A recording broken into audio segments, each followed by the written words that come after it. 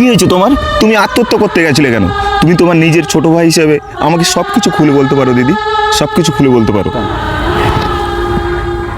শোনো, আমাদের রিলেশনটা তো অনেক দিন হয়ে গেল, তুমি কবে আমায় বাড়ি নিয়ে যাবে? একটু অপেক্ষা করো, আমি তোমাকে ঠিকই বাড়ি নিয়ে যাবো।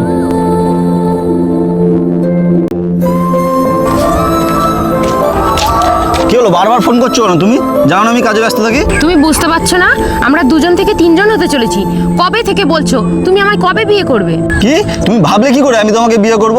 আর ওসব তুমি ভুলে যাও। কান খুলে শুনে রাখো, তুমি আমাকে আর ফোন করবে না কোনোদিন, আর তোমার সাথে আমার কোনো সম্পর্ক নেই।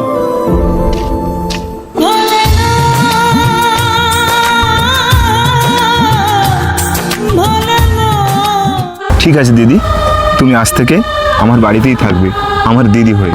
চলো দিদি, বাড়ি চলো। এই শোনো, এইভাবে আর আমরা কতদিন চুরি করে দেখা করবো? চলো আমরা বিয়েটা করে নিই। বিয়ে তো করবো, কিন্তু চলো আগে দিদির কাছ থেকে আশীর্বাদ তো নেই। দিদি? তোমার দিদি হলো কোত্থেকে?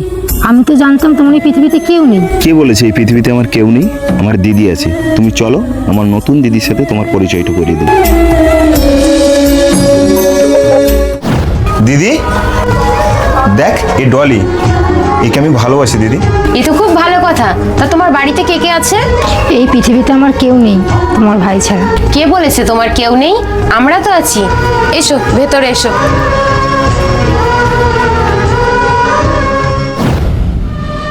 বাবা, আমায় 5 টাকা দাও তো, খাবার খাবো।